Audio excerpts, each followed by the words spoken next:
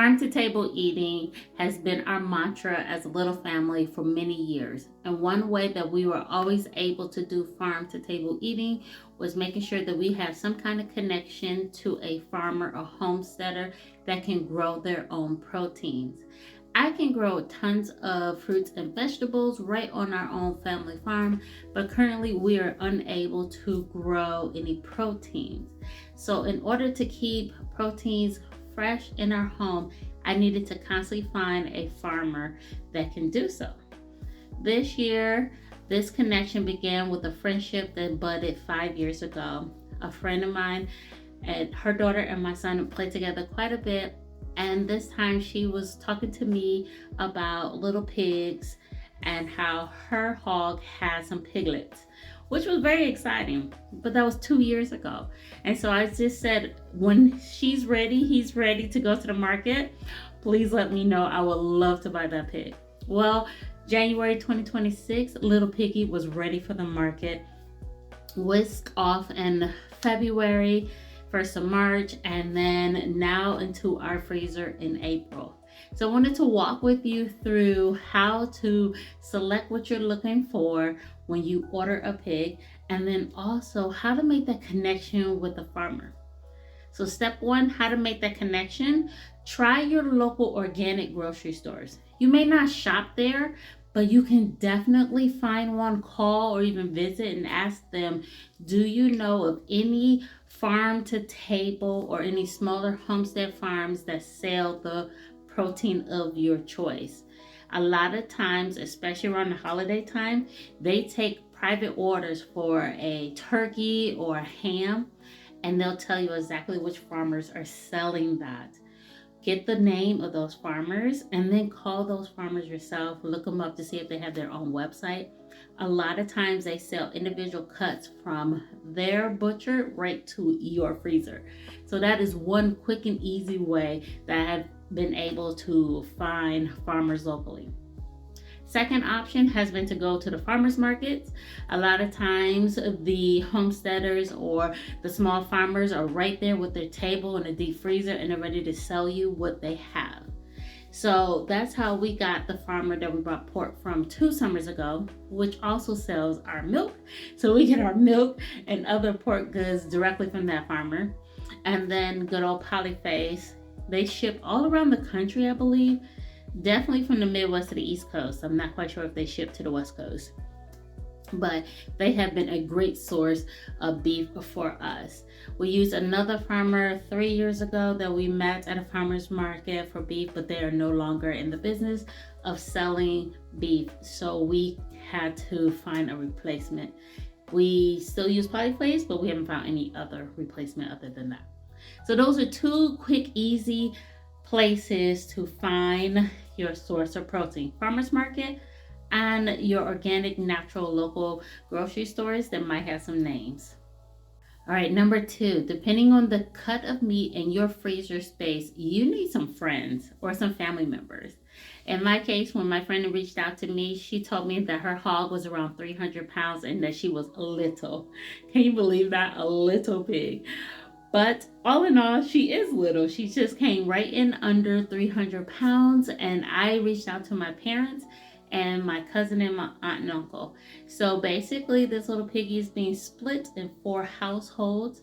And that's what we ran to go get today. When we went over the cut sheet with the farmer, he let us know that if you want bone-in pork chops, that you will not be able to get baby back ribs. And if you wanted bone-out pork chops, you'll be able to have baby back ribs.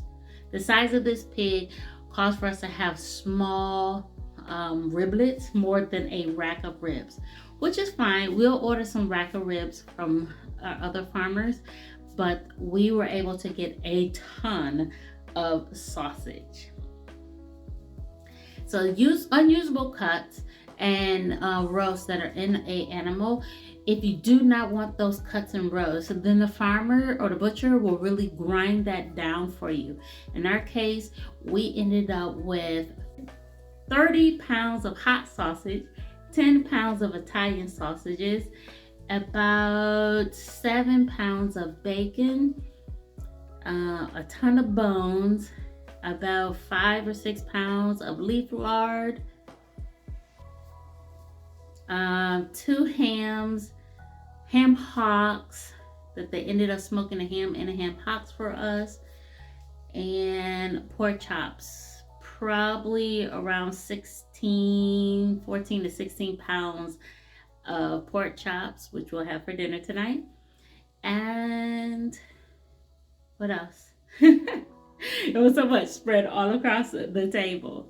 So my parents have dropped by, picked up their half. I am going to go meet my aunt and uncle an hour away to give them their half, and then ours is in the freezer. So this is one of the easiest ways that you're able to keep farm fresh food in the freezer in your home, is to make that connection. Learn how to do the cut sheet directly with the butcher or the person you're ordering from, and then sit back and find some family and friends to split it all. So next we're looking for some family and friends to go either half a cow or a quarter of a cow, depending on how much freezer space we have, and we will do that in the fall time. So farm to table, it is possible for you. It is possible for anybody. Save your pennies, save your dimes. And I guess that's like a whole different conversation, right? Is how can you afford it? Okay, follow me right into the kitchen where we're going to make stuffed shells with the Italian sausage that we just picked up. I was trying to figure out what my family would love to eat as the first dish as we break in this new find. And so pork chops was on the list, and then stuffed shells. So these are gluten-free brown rice shells from, I believe the company is pronounced Tintiata, at least that's how I pronounce it. And we have absolutely loved them. To get this size shell and gluten-free, perfect. So I'm just boiling up the ones that we have left and making a traditional cream sauce, which is melted butter, gluten-free flour, and milk. I will thicken this sauce up with a little bit of Parmesan cheese that we got directly from our farmer, and that will be our sauce for the shells. I have went ahead and sauteed the Italian sausage, and I'm stuffing each shell with as much as it can hold, which is barely a tablespoon. And then I will go back behind it and then try to overly stuff all the shells. I did add in a handful of spinach that was left over in the freezer, or I believe it was kale.